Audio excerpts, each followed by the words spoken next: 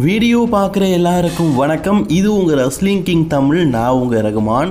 இன்றைக்கி நம்ம சேனலில் பார்த்தீங்கன்னா அதிரடியான ஒரு சில ரெஸ்லிங் செய்திகள் நமக்கு கிடச்சிருக்குது. அதை பற்றி நம்ம பார்க்க போகிறோம். சரி வாங்க வீடியோக்குள்ளே போகலாம். முதலாவதாக சமோஜோவை பற்றி தான் நம்ம பார்க்க போகிறோம். சமோஜோ பார்த்தீங்கன்னா நேற்றுக்கு நடந்த ஏஇடபிள்யூடைய ஃபுல் கியர் பேப்பரில் அங்மன் ஆடம் பேஜை எதிர்த்து ஏஇடபிள்யூடைய ஹெவி வெயிட் சாம்பியன்ஷிப்பாக மோதிருப்பார். இதில் சர்ப்ரைஸாக சமோஜோ பார்த்தீங்கன்னா பிராண்ட் நியூ வேர்ல்டு சாம்பியன் ஆகிட்டார். சமோஜோ ஏஇடபிள்யூக்கு போனதுக்கப்புறமா இரண்டாவது முறையாக பார்த்தீங்கன்னா வேர்ல்டு ஹெவி வெயிட் சாம்பியன்ஷிப்பை வின் பண்ணியிருக்காரு. அவருடைய பொசிஷனல் பவரை புரிஞ்சுக்கிட்ட ஏஇடபிள்யூ ரெண்டாவது தடவை ஏஇடபிள்யூ சாம்பியன் ஆகியிருக்காங்க. அதுவே டபிள்யூஇ நீ எல்லாம் உருப்பட மாட்டே அப்படின்னு சொல்லிட்டு வெதி அனுப்பிவிட்டாங்க. காலம் எங்கே போகுது பார்த்தீங்களா? சமோஜோ உண்மையிலேயே பார்த்தீங்கன்னா ஒரு ஹெவி வெயிட் மெட்டீரியல் தான். அதுக்கான ஆளும் அவர் இப்போ சாம்பியன் ஆகிட்டார். இதை பற்றின உங்களோட கருத்துக்களை மறக்காமல் கமெண்ட் பாக்ஸில் கமெண்ட் பண்ணிக்கோங்க. எல்லா இடத்துலையும் 7967 டேஸ், இதுதான் பெரிய பேச்சு பொருளாக பேசப்படுது. அதாவது பிராக் லெஸ்னர் 7964 நாளுக்கு அப்புறமா ஒரு டாக் டீம் மேட்ச்சில் பார்த்தீங்கன்னா டீம் அப் பண்ணி விளையாட போகிறாரு. அப்போது இத்தனை வருஷத்தில் Brock Lesnar team up match விளையாடினதே கிடையாதான்னு கேட்டிங்கன்னா கிடையாது. ராயல் ரம்போ ஒரு டீம் அப் மேட்ச் கிடையாது. எலிமினேஷன் டேம்பரும் ஒரு டீம் அப் மேட்ச் கிடையாது. டீமாக விளையாடினா தான் ஒரு டீம் அப் மேட்ச் கிடையாது தானே. பிராக் லெஸ்னர் கடந்த ஒரு 20 வருஷமாகவே பார்த்தீங்கன்னா சிங்கிளாக தான் சண்டை போட்டிருக்காரு. கடைசியாக 2004 தான் பார்த்தீங்கன்னா டாக் டீம் மாற்றி இணைந்து சண்டை போட்டிருக்காரு. அதுக்கப்புறமா பிராக் லெஸ்னர் சண்டையிட்டாலே ஒரு சிங்கிள்ஸ் மேட்ச் தான், அல்லது ஒரு எலிமினேஷன் மேட்ச்சு, ராயல் ரம்பிள் அந்த மாதிரியான மேட்ச்சில் மட்டுமே சண்டை போட்டிருக்காரே தவிர்த்து டாக் டீம் மேட்ச்சில் சண்டை போட்டது கிடையாது. இப்படிப்பட்ட ரெக்கார்டை பிராக் லெஸ்னர் முறியடிக்க போகிறாரு. ஏன்னா சர்வைவர் சீரிஸ் வார் கேம் அப்படிங்கிறது ஒரு டீம் அப் மேட்ச் தான். டீம் இந்த பக்கம் ஒரு டீம், இந்த பக்கம் ஒரு டீம், ஆப்போசிட் டீமில் பிராக் லெஸ்னர் இருக்கிறதுனால பிராக் லெஸ்னர் இந்த ரெக்கார்டை பார்த்தீங்கன்னா இத்தனை நாளுக்கு அப்புறமா பிரேக் பண்ண போகிறாரு. இது உண்மையிலேயே பார்த்தீங்கன்னா ஒரு பெரிய அதிசயம்தான். அண்ட் நிறைய பேர் என்கிட்ட கேட்பீங்க, ப்ரோ அப்படின்னா Brock Lesnar team off match விளையாடினது இல்லைன்னு சொல்கிறீங்களே. எங்களுக்கு ஒரு ஞாபகம் இருக்குது, கோடி ரோட்ஸ் கூட சேர்ந்து ஒரு டீம் ஆஃப் மேட்ச் ஒரு ராலை விளையாடிருப்பாரு அப்படின்னு. ஆக்சுவலி அன்னைக்கு கோடி ரோட்ஸ் அண்ட் பிராக் லெஸ்னர் ஒரு டீமாக இணைந்து சோலோ சிக்காவா மற்றும் ரோமன் ரெயின்ஸை எதிர்த்து மோத வேண்டியது தான். ஆனால் டபிள்யூடி பார்த்தீங்கன்னா கடைசி நேரத்தில் இதை நடத்தவே இல்லை. ஆக்சுவலி இந்த மேட்ச் நடக்கவே இல்லை. மெயின் இவெண்ட்டில் நடக்குதுன்னு சொன்னாங்க. நடக்கிறதுக்குள்ளேயே பார்த்தீங்கன்னா பிராக் லெஸ்னர் கோடி ரோட்ஸை தூக்கி போட்டு எஃப்ஐ போட்டு கெத்து காட்டிட்டார். அதாவது அவர் பயங்கரமாக அட்டாக் பண்ணிட்டார். அதனால் அந்த மேட்ச் அப்படியே டோட்டலி ஸ்பாயிலர் ஆகிட்டு அப்படியே நடந்து முடிஞ்சிருச்சு. ஸோ அந்த மேட்ச்சில் பார்த்தீங்கன்னா இவங்க 2 பேரும் டீம் அப்போ விளையாடவே இல்லை. அதனால தான் அதை நான் அப்படியே விட்டுட்டேன். சரிங்களா? அது யாருமே கால்குலேட்டும் பண்ணலை. அப்படி பார்த்தா இந்த 20 வருஷத்துக்கு அப்புறமா முதல்ல பார்த்தீங்கன்னா டாக் டீம் மேட்ச்சில் கரெக்டாக விளையாட போகிறதுனா இந்த சர்வைவர் சீரிஸ் வார் கேமில் தான் அப்படிங்கிற செய்தி கிடச்சிருக்குது. இதை பற்றின உங்களோட கருத்துக்களை மறக்காமல் கமெண்ட் பாக்ஸில் கமெண்ட் பண்ணிக்கோங்க. எனக்கு பிராக் லெஸ்னரை பற்றி சில விஷயங்கள் ஆச்சரியமாக இருக்கும். அதில் இது ஒன்றுங்க. இத்தனை நாளுக்கு அப்புறமா சண்டை சிங்கிள்ஸ் மேட்ச்சில் சண்டை போடுறாருன்னா உண்மையிலேயே பெரிய ஆச்சரியம் தானே. அடுத்த செய்தி யுனைடெட் சாம்பியனான ஹிஜியோனா டிராகனோவை பற்றி தான் நம்ம பார்க்க போகிறோம்.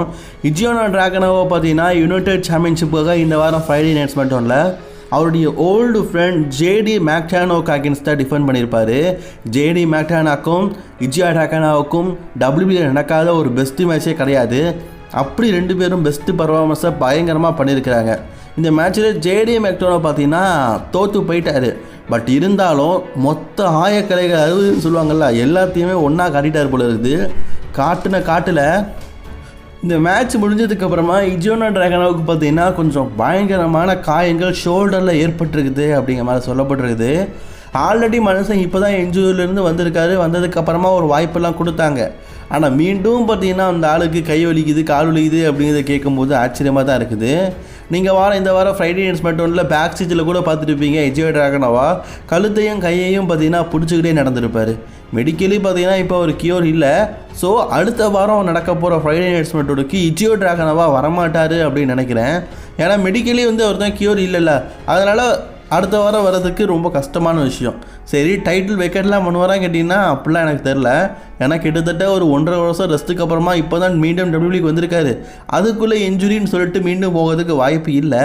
ஸோ அதனால் அதை பற்றின அப்டேட்டாக கூடிய சீக்கிரம் டபிள்யூபிள்யூ சொல்லுவாங்கன்னு எதிர்பார்க்கலாம். செல்சி கிரீன் இருக்கிறாங்கல்ல, அவங்க இப்போதைக்கு women's united champion and mixed tag team சாம்பியனாக ட்ரிபிள் ஏல இருக்கிறாங்க. இதுக்கப்புறமா வரும் நாட்களில் ஈத்தன் பேஜ் இருக்கார்ல, அவரை ஸ்மாக்டவுனுக்கு கூட்டிகிட்டு வந்து இந்த டீமை பார்த்தீங்கன்னா ஒரு புது ஃபார்மில் ஃபேம் பண்ண போகிறாங்களாம்.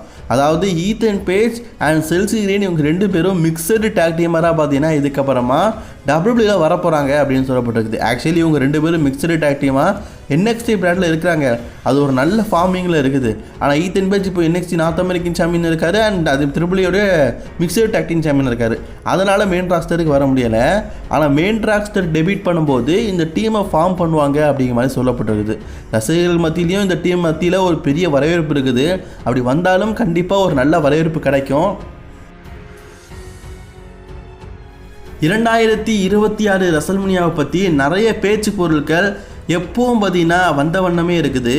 அதில் 2026 ரெசல்மனியாவை பற்றி நமக்கு ஒரு மிகப்பெரிய செய்தி கிடச்சிருக்குது. என்னதுன்னா, Prague Lesnar and Roman reigns இவங்க 2 பேரும் தான் பார்த்தீங்கன்னா ரெசல்மனியாவில் டைட்டில் ஹோல்டிங்காக ரெசல்மனியாவில் விளையாட போகிறாங்க அப்படிங்கிற மாதிரி சொல்லப்பட்டிருக்குது. அதாவது நான் சொல்கிற ப்ராக் லெஸ்னராக இருக்கட்டும், ரோமன் ரெய்ன்ஸாக இருக்கட்டும், இவங்க 2 பேருமே பார்த்தீங்கன்னா ரெசல்மனியாவில் சாம்பியன்ஷிப்புக்காக மோத போகிறாங்க அப்படிங்கிற மாதிரி சொல்லப்பட்டிருக்குது. அப்படி நம்ம ப்ராக் லெஸ்னரை பார்த்தோம்னா, ப்ராக் லெஸ்னர் வந்து இப்போது ஹெவி வெயிட் சாம்பியன்ஷிப்புக்காக CM Punk கூட மோதுவாரான்னு கேட்டிங்கன்னா பழைய பகலாம் எதுவுமே இல்லை. அதனால் மோதுறதுக்கு வாய்ப்புகள் கம்மி தான். அதுவே இந்த பக்கம் பார்த்தீங்கன்னா கோடி ரோட்ஸை பார்க்கலாம். கோடி ரோட்ஸுக்கும் ப்ராக் லெஸ்னருக்கும் பெரிய பிரச்சனைகள் இருந்துக்கிட்டு இருக்குது. அதே மாதிரி ரோமன் ரெய்ன்ஸுக்கும் CM Punkக்கும் நீண்ட நாட்களாகவே பார்த்தீங்கன்னா ஒரு பெரிய பிரச்சனை போயிட்டு இருக்குது. லாஸ்ட் இயரே பார்த்தீங்கன்னா இவங்களுக்குள்ளே சிங்கிள்ஸ் மேட்ச் நடக்க வேண்டியது. இதே மாதிரி வார் கேம் டைமில் தான் இவங்க 2 பேருக்குள்ளே பார்த்தீங்கன்னா சண்டையை மூட்டி விட்டானுங்க. அது அக்னி குழம்பாக பார்த்தீங்கன்னா பெரிய லெவலில் எரிஞ்சுக்கிட்டு இருந்தது. சொல்ல முடியாது, இந்த வருஷம் வார் கேமில் கூட கொஞ்சம் ஏற்றி விடுவாங்க. ஏற்றி விடுறதுனால என்ன ஆகும், இவங்களுக்குள்ளே இருக்கிற ஃபியூட் அதிகமாகும். மீண்டும் இவங்களுக்குள்ளே ஒரு மேட்ச் நடக்கிறதுக்கான வாய்ப்புகள் அதிகமாக இருக்க வாய்ப்பு இருக்குது.